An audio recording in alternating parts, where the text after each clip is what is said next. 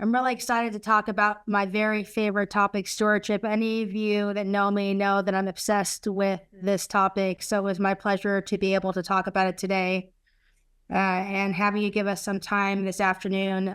We really appreciate it.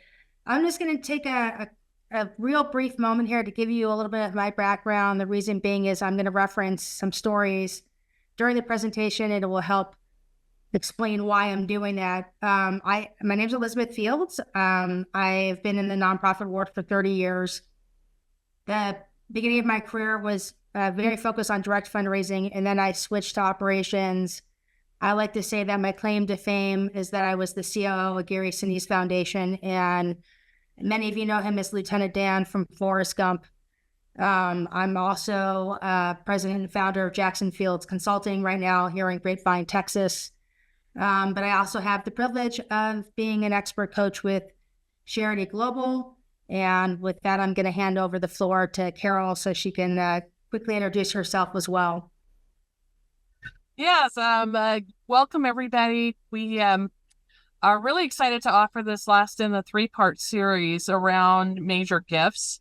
And I'm really excited to have Elizabeth here today to talk about sustainability, which comes through stewardship and cultivation. I think a lot of people really think that stewardship is about thanking a donor, continuing to thank donors, and not really understanding the whole process and why it is so important if you're going to retain those donors and continue to grow their engagement with your organization. So really excited to kind of wrap up our three-part series today with Elizabeth. We've been working together for some time, and we're going to share a little bit about an opportunity at the end of the webinar today, but feel free to ask any questions of us today as we go through this webinar because it's designed to be very interactive. So I'll turn it back over to you, Elizabeth. Thank you, Carol. And Carolina from the Sharity Global team is also on the line here. She's going to help monitor any questions. If the hand emoji goes up or you have comments, she'll probably point it out just because I know once I put my presentation up, you're all going to go very small. And I don't want to miss any of your questions and comments. And as Carol said, this presentation is really meant to be very, very interactive. I tend to do it in person more than on the webinar. And it really does help when you have lots of questions. There'll be plenty of time at the end, but if you have them if you have stories to share, if you have comments, please, by all means, participate during the entire thing. You don't have to wait till the end. So I actually want to start with a story. And I know a couple of you have heard it, but I think it really, really gives the true essence of why stewardship is so important when it comes to the donor cycle. And I also just want to preface this by saying, you should steward all of your donors, whether they're annual fund, plan giving, the foundation, private foundation liaison, a donor advisor for a donor advised fund, corporate liaison. You should always steward all donors, but today we're really going to concentrate on the major gift donor. The reason being is because studies reveal that on average, over 88% of nonprofit funds come from just 12% of individual donors, and those are your major gift donors. And the stewardship part of the donor cycle is critical to retaining this segment of the population. And they really are the donors that are going to make your organization sustainable and grow. Again, stewardship across the board is really important, but for today, we're really, really focusing, with the exception of the last part, on the major gift donor and the stewardship process.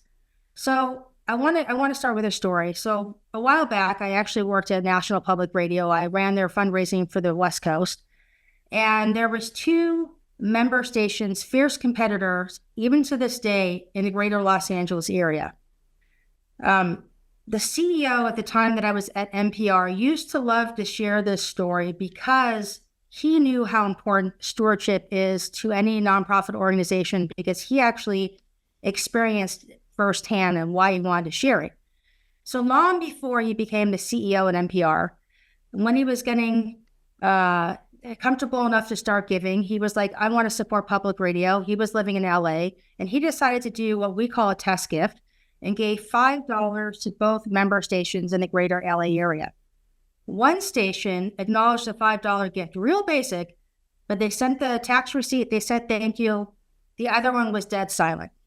He tried it again in a couple weeks. He was really curious, and the exact same thing happened. Really basic thank you with a tax receipt, dead silent from the other member station. So as the CEO became more comfortable and able to give more money, he started giving more money to the station that gave him the thank you from the beginning. And as his giving grew, the stewardship mirrored his giving. Now we're going to fast forward. If you were to pull into that parking lot of that station today, his name is on the building. All because they said thank you from the onset.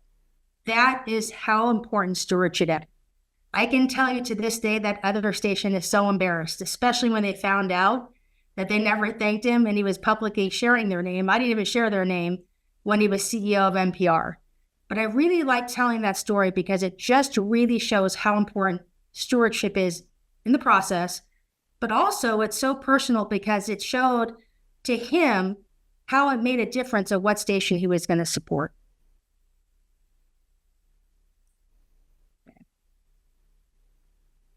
So I don't want to really spend a whole bunch of time talking about the different kinds of stewardship and the semantics of stewardship.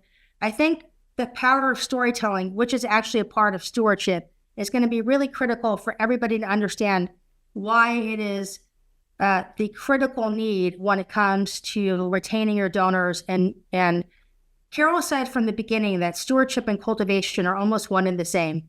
Because after you close a major gift, you really want to get the donor and the major gift donor back in the cycle. So stewardship becomes part of the cultivation to go ahead and solicit for the next gift. And I am having some difficulty here. I apologize. I don't know. Here we go. So stewardship, real quick, right, as we just talked about, is the most important concept in managing the donor cycle. It refers to the ethical responsibility of managing all the resources, whether it's financial, human, or physical aspects. I could literally spend, and if later on there might be an opportunity, to talk about all 4 different types of stewardship that are critical to maintaining that donor relationship at any nonprofit. The financial, the resource, the mission, stewardship, all critical, all part of the process. But today I really, really want to talk about the human side of stewardship.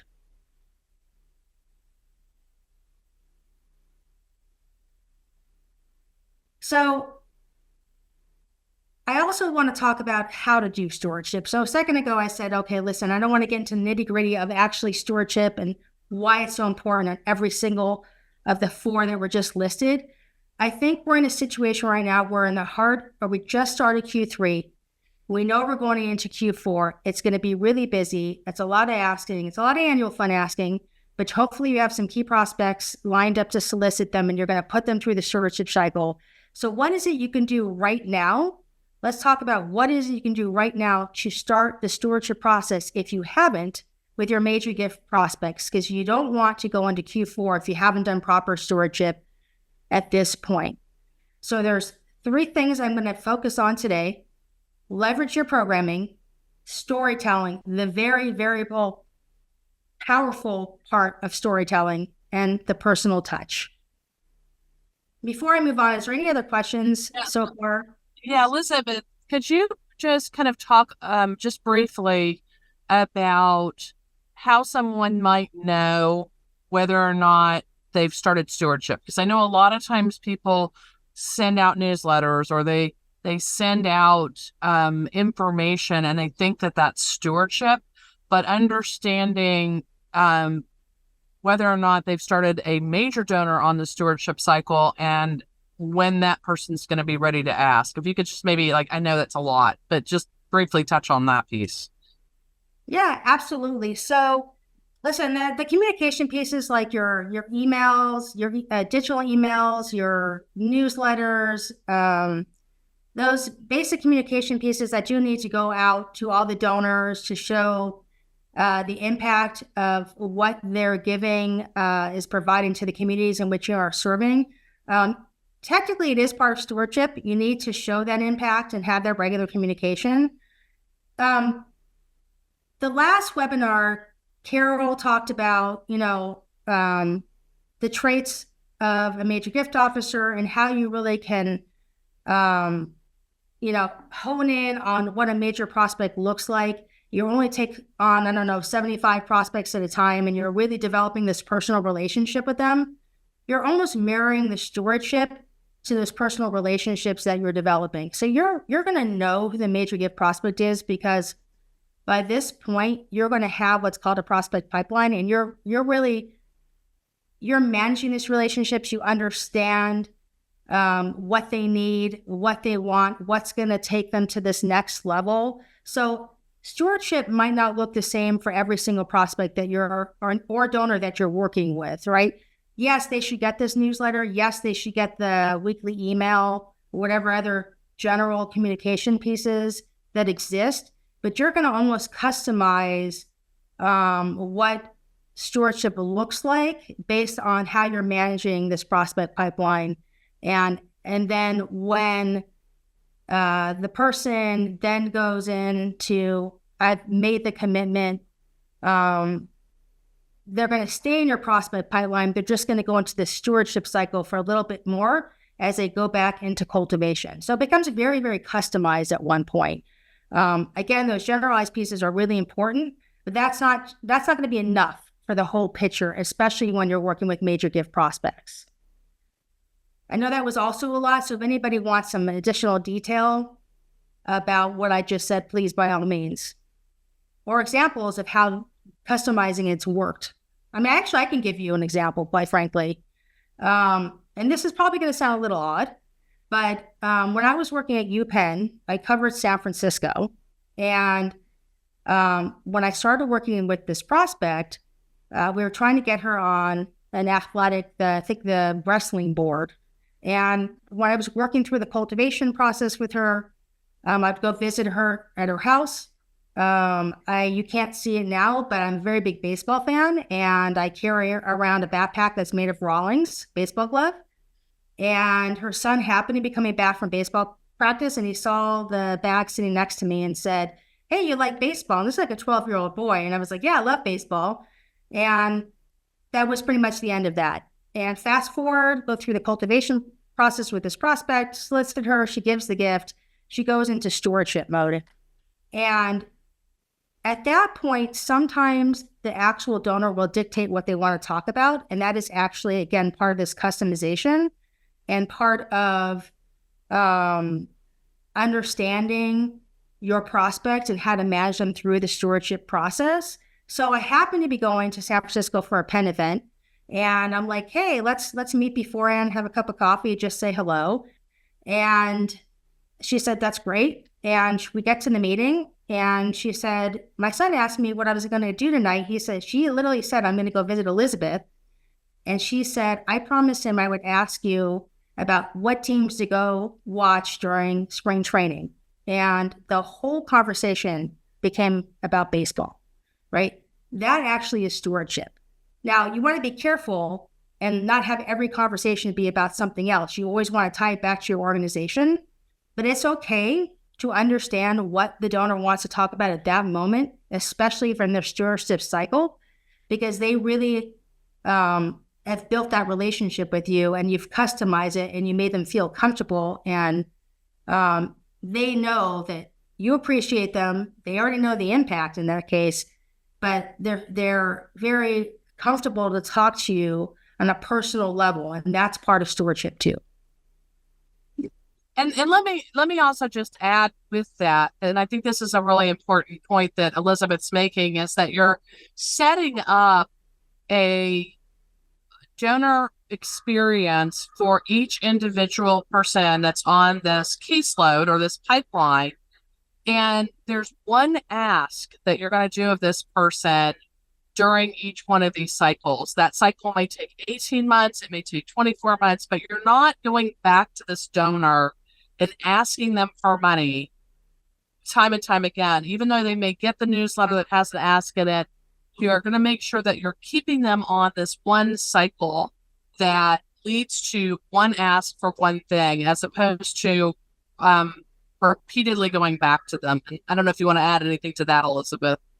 Yeah, actually, I'm really glad you said that, Carol, because that's something I meant to say at the beginning.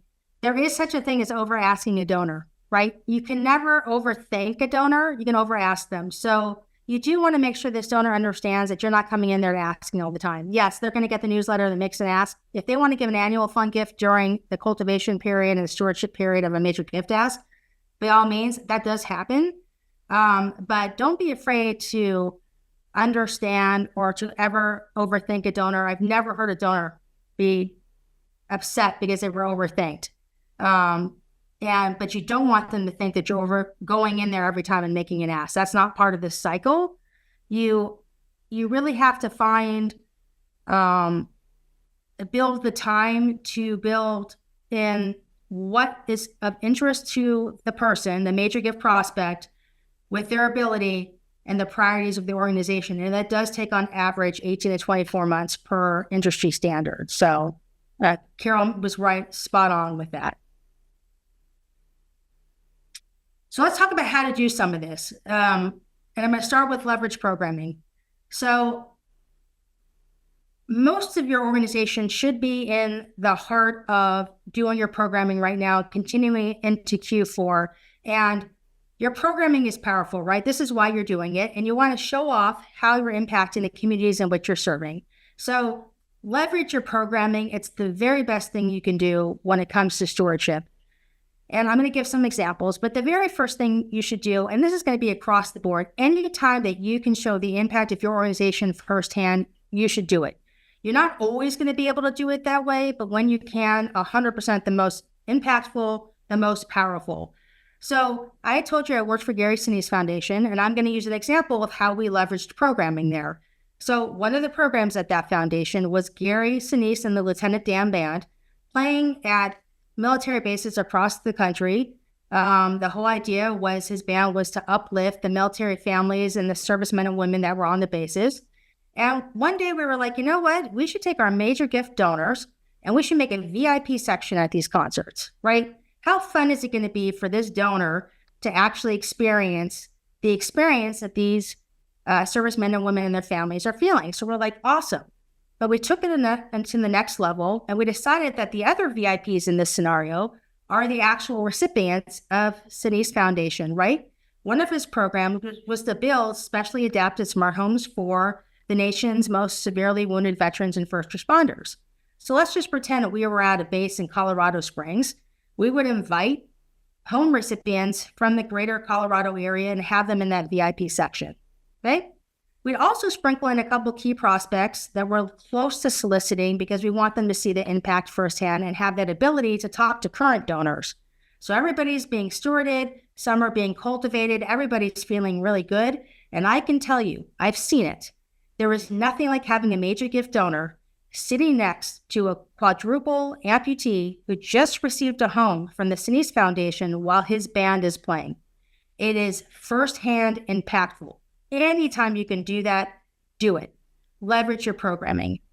The best thing you possibly can do. The other critical part of this is to continue. Yes, Carol.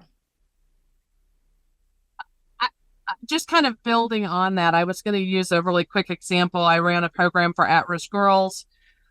We would have graduation. The girls would get their GED, and inevitably we would have family girls that would not have families showing up for graduation, which is really heartbreaking.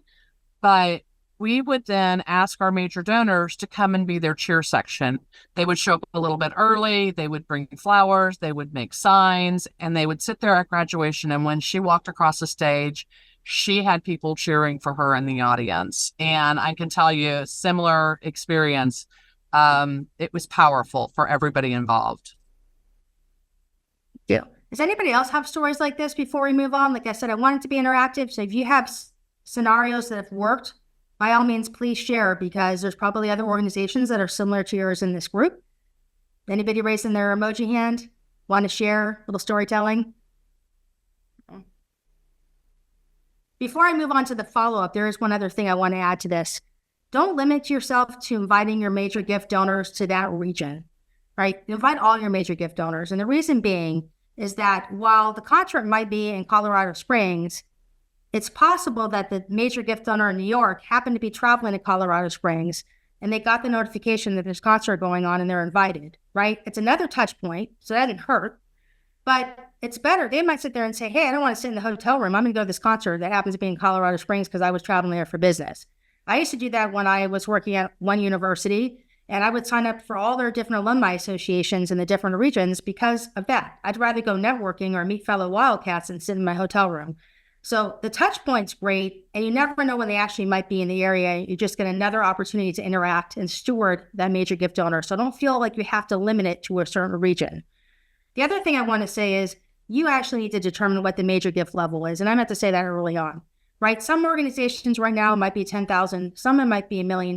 Whatever your threshold is, that's the major gift donor. And it's probably going to evolve over time, and that's okay. Because you're going to hear sometimes some organizations saying it's only $1 million gift. Now, in your organization, it might be $10,000, and that's perfectly fine. But determining that threshold before you even go into this process for major gifts is actually really, really important.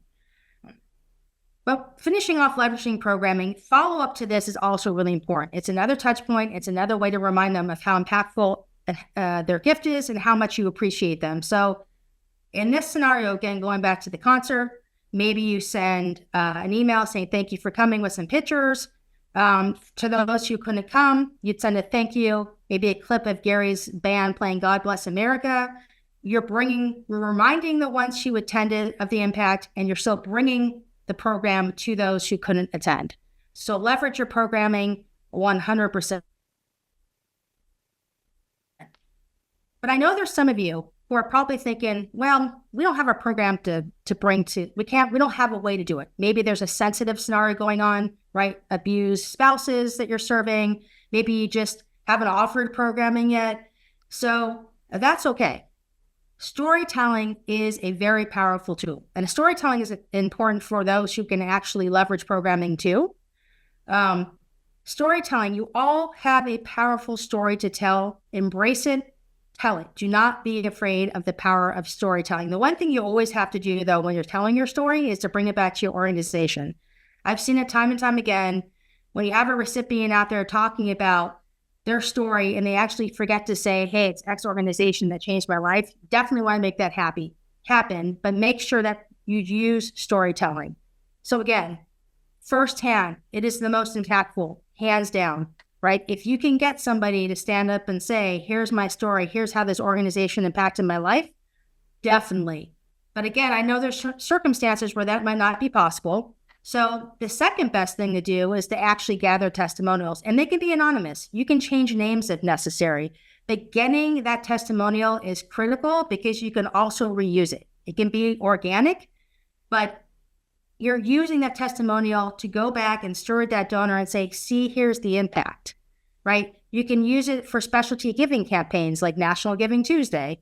You can use it in your newsletters, but getting that story and getting that story out to that major gift donor base to say, this is why, here's the impact you're having, is also very powerful. I also want to explain to you who else you can use for storytelling, right? Because you might again say, I'm never going to find somebody who's firsthand. And by the way, don't always discount a situation where you might think somebody's not willing to share their story. They might be willing to share it 5 years later. Maybe they're out of the danger situation and they're finally willing to be public about it, right? Or you should always ask and make sure that they know they have the way to say no, that it's okay to say no. Because again, that firsthand makes a really big difference. But you can use other people to tell the story. You can use a program director. Maybe it's a fellow recipient of the program that shares the story. But I want to show you another example of how you still can tell the story, even if you're almost removed from the organization. So again, I'm going to go back to my consulting business. One of the services that we offer is a fractional executive service. And I happen to be serving as a fractional CEO for an organization that provided residential program for servicemen and women that experienced military sexual trauma during their service. Clearly sensitive. We weren't bringing major gift donors for stewardship to the residential retreat. So it's like, how are we going to bring this story? During that time, the program director left. So I was left taking intake calls for the recipients that were or the people that wanted to go through the program. I got a phone call one day from Nicole, and she said to me, Elizabeth, she's like, I have a gun in my hand. I'm ready to kill myself. And I went into a panic. That was my first reaction. I'm like, I'm not trained to do this. What am I going to do? I'm really scared. But then she stopped me and said, but I want to let you know that my battle buddy just went through your program. And she said, hang on, because after you go through this program, it will save my life. I still have chills sharing that story. I'm a contractor, right? It just so happened I was going to a Rotary Club the next day. And I can tell you, I opened with that story and everybody in the room was crying. They, hands down, understood the power of that organization. And I was pretty removed from it.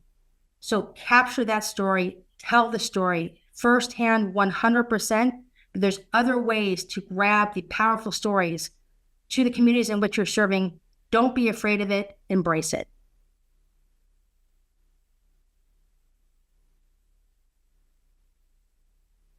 Okay, this is probably going to be pretty obvious to everybody, but it's always a really nice reminder to add that personal touch. Carol mentioned it early on, but and we talked about it early on about customizing it, the regular communication.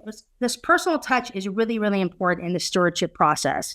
And again, you're always going to steward all of your donors, okay? And I'm going to talk a little bit about how this personal touch is important to all of your donor base. So in a second, but I do want to say at minimum, your executive director or CEO, whoever your top executive is, should be contacting those major gift donors quarterly, hands down, whether it's a personal note, whether it's a phone call. Shoot, by now you probably should really know this donor well. They might prefer text message. They might say, send me a LinkedIn message, right? You're going to learn their favorite communication vehicle, use it. And every quarter, at minimum, your executive director, your CEO, your top executive should be in touch with your major gift donors. But I'm actually in the belief in this circumstance, be in touch with all of your donors throughout the year. At least one time, the top executive should be actually communicating personally with your entire donor base. Carol, looks like you were going to say something before I go on. Yeah, I do. I mean, I just want to reiterate that if you are the development person and not the CEO, that this is part of your job. Your job is to make sure that they know who the major donors are and they know the date that person should get a call, even if it's a piece of paper on their desk on Monday morning of a names and addresses or names and phone numbers and what they have done over the past year, so that they can connect with those people. Same with the board. If your board aren't engaged in thanking people, you're missing out on an incredible opportunity.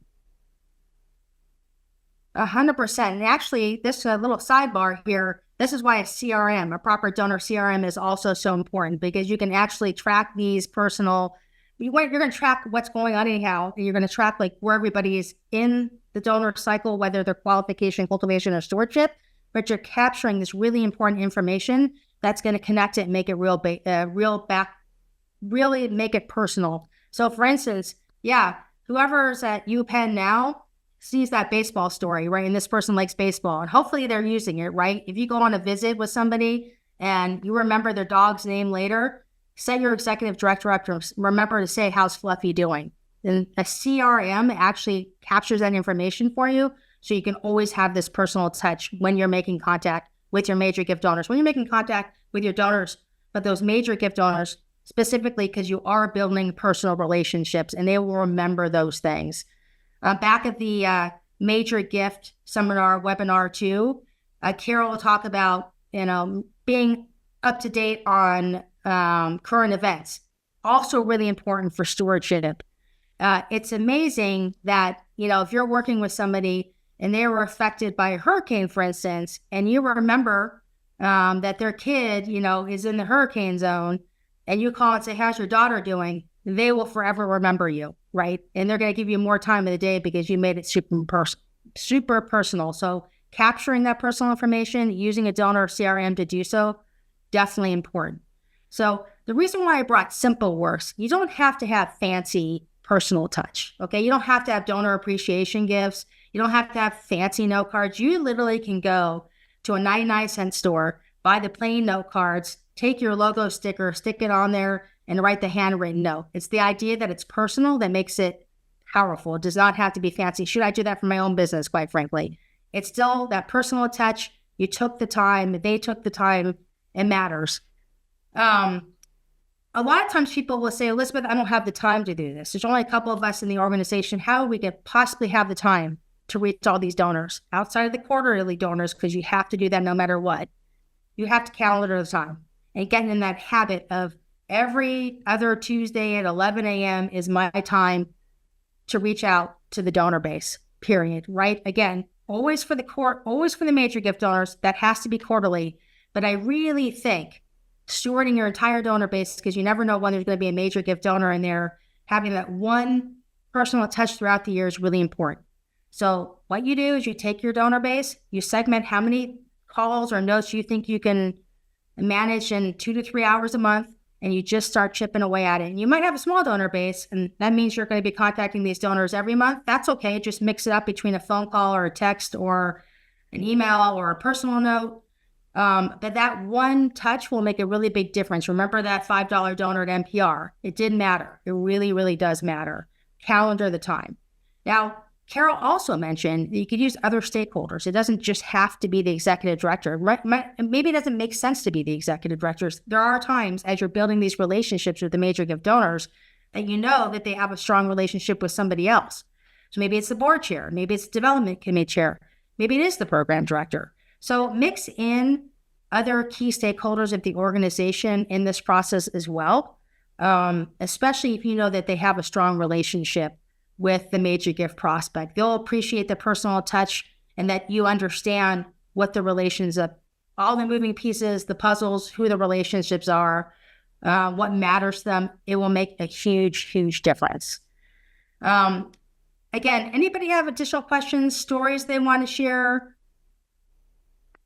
I know it's hard to have this interaction on a webinar. I do this, live. I know there's a lot more interaction. I don't know if people are just more shy on the camera, but please, if you have stories, if you have questions, this is a great time to ask.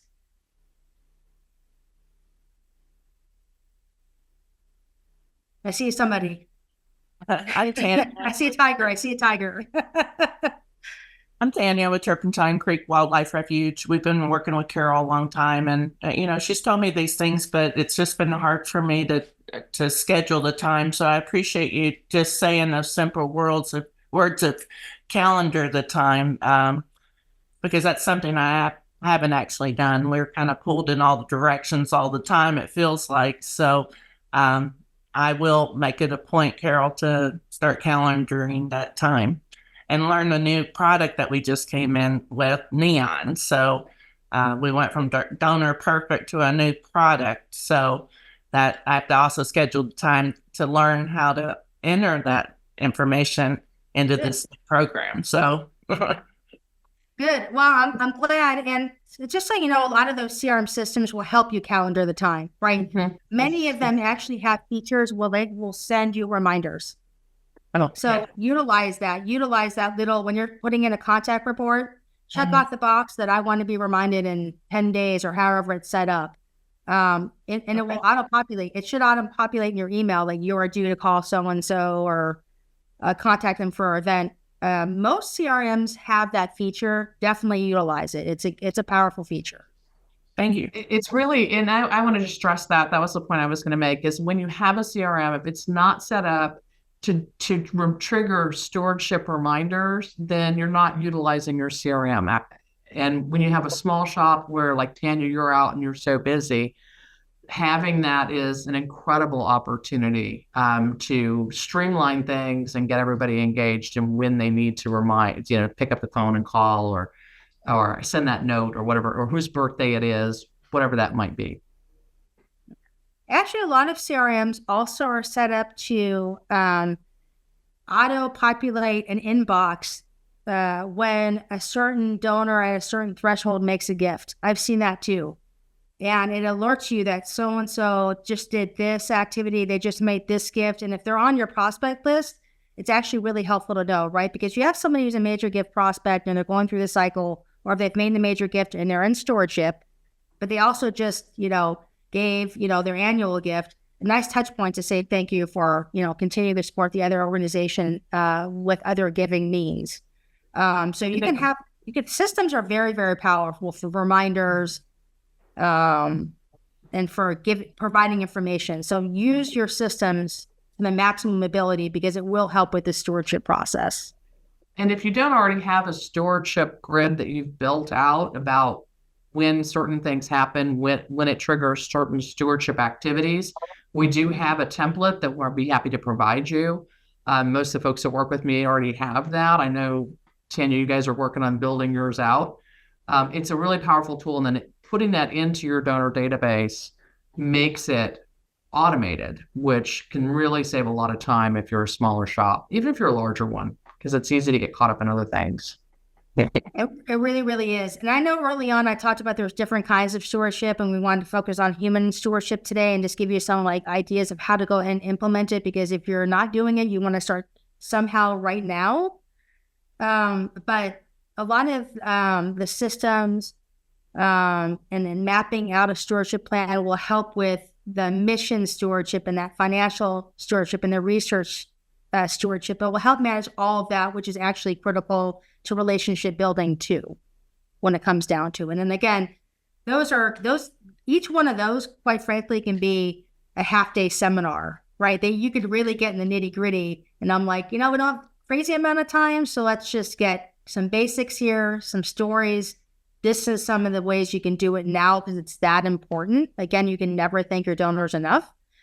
And actually, what sort of shocks me, a lot of times, and I think all of you understand and are embracing the concept because you're here, but organizations like to put stewardship on the bottom, where in my opinion, it actually is almost more important than asking for the money. I know it's not, but it is a very, very close second, because if people don't understand that they're appreciated and how the impact of their gift is going to help the communities in which you're serving, you're not going to retain them, and the cycle's not going to continue at the end of the day.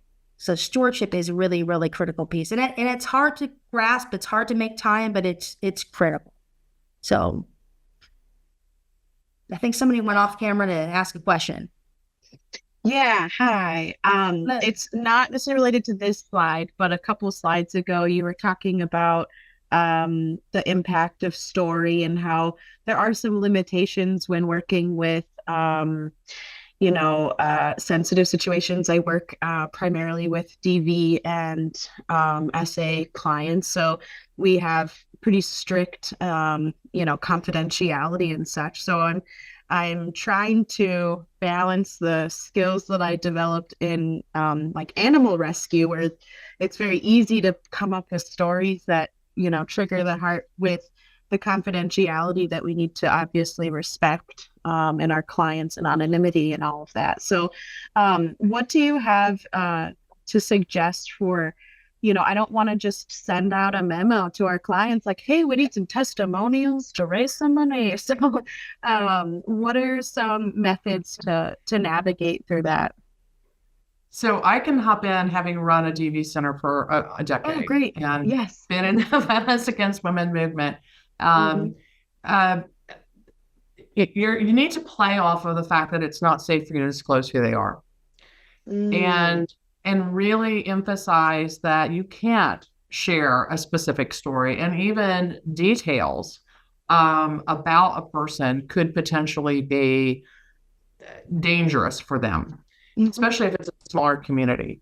So what I actually have a whole deck I can share with you of different examples of how we did stewardship around domestic violence. And a lot of it was around talking about the fact that it wasn't who you think it is. It's your neighbor. It's the person sitting in the church pew on Sunday. And so we would actually use our demographic data and talk about the number of women who were employed, the number of women who had a home that they were paying a mortgage or the rent prior to coming into the shelter. This is not who they thought it was. And so we tried to dispel that myth, but we also then, in Elizabeth's point, we used really powerful stories. In fact, I actually one day sat down and wrote out my own story, and then got up in a presentation, and I read my story as if it was someone else in the room, and then said, this person is in the room with us today. dead silence. I mean, it was so powerful. And it was funny because no one ever knew it was my story. And the staff then picked it up and was using it, Mhm. not knowing that it was me in the room. And so there are lots of different ways that you can do that sort of thing. We actually even used that and had somebody narrate it on a video without, like, with a shadow of someone. So there's ways to do it where you can story tell, where you can actually talk about the fact that what happens to survivors when they have to flee their home, they're choosing to be homeless, to, risk their life to Mhm. escape this situation, and we're not able to provide them with what they need. And so 75% of them end up either on the streets or back with their abuser. And here's how you can help. The other thing that we did was we gave people opportunity to interact in a way that helped them feel like they were making a difference. So we would do door-to-door campaigns. We would have preach-ins where pastors would preach about healthy relationships. And I was actually just talking about this yesterday to somebody. I actually went to an old Habitat resale store, painted a door purple, and we had the purple door breakfast, lunch. That purple door went with me everywhere, and people would sign it. Oh, wow. And it gave them the ability to say that they were making a pledge and they were doing something and they were going to help. So all of those things, tie it back into your mission, tie it back into things that your staff are doing anyway, or that you need to do to expand, and have them help you become part of the larger strategic plan and mission that you're trying to accomplish. So, Tanya does animal rescue, but big cats. I had somebody to give me a great idea the other day, which was having people who are coming through create the enrichments. You have to create them anyway. Have the donors create them, and then they can watch them online the next day with the animals. Your enrichment's coming up tomorrow. We used to sell Adopt a Family, and then I would personally, as the CEO, send them a note saying your family arrived safely last night. Really powerful. Yeah. Yeah. There's another way you can do this too. And I actually was just talking about how to utilize summer, right? Sometimes it's a little slower. Sometimes it should be, some of you are like in full on program mode and some of you are, it's a little slower. You can go develop a story by going to a current donor and saying, I'd like to get your feedback on what motivated you. How can we tell this story, right? Donors love to give their feedback. So all of a sudden you've had a touch point with them. And they might really actually give you some really good feedback, because now you're taking a donor story of why they gave to another donor or a prospect. So going to them too, I think is really, really important. And actually, I like that Carol said that, she talked about her story. Nobody knew it was her, but I can guarantee you there were some prospects and donors in that room that probably went home and to friends and to the water cooler and said, you're not going to believe this story that I just heard. Right. And all of a sudden it starts to spread. Storytelling is very powerful, but you really have to bring it back to your organizations. Because I've also heard it where stories are being told and like literally the organization never gets mentioned. And it's like, wait a sec, that's the whole point. It's your organizations that make an impact. The story's heartbreaking. It's powerful. But, what does your organization do to solve it? Right. To help. And bring it in. It's a great idea. Yeah, I like your idea of getting the donor stories too. That's one solution. I don't want it to replace telling the story, from our clients' perspectives or, our impact. But yeah, tying it back to, when I worked at the cat shelter, we had a donor spotlight that we would do, every quarter or something like that, and tell the story of the donor and why they support. And I think, like you said, it contributes to stewardship of that donor, but also reminds other people what impact they can have. So yeah, thank you for that reminder. Well, and the donor can also tell you what story they heard that made them want to give, right? So you can try to figure out, how do we enhance what's making others give? Because they're going to tell you what actually put them over the line. Obviously there's sometimes where it's just very personal, right? A medical center might get gifts because a family is obviously dealing with a loved one who's dealing with X medical issue. But here, you might not sit there, it might not be as obvious of why they're actually giving. So getting them to sit there and helping you understand what story got them to that point is something we can then expand to other prospects and donors. So Definitely. anybody else? Questions? Okay. So like I said, stewardship is very powerful. There's a lot of different stewardship. I didn't want to get so nitty gritty today on purpose. I really just wanted to get you going, give you some ideas as a starting point. But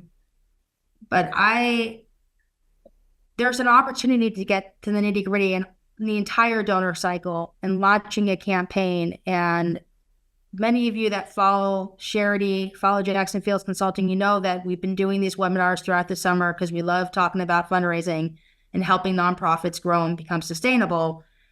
But we are going to offer an in-person seminar in Florida too that's really going to go through this whole cycle in greater detail and allow you to actually launch a campaign once you go through this course. So here's a little bit about it. I'm going to actually hand it over to Carol to expand on it because this is actually her brainchild. So I want to make sure that she... Yeah.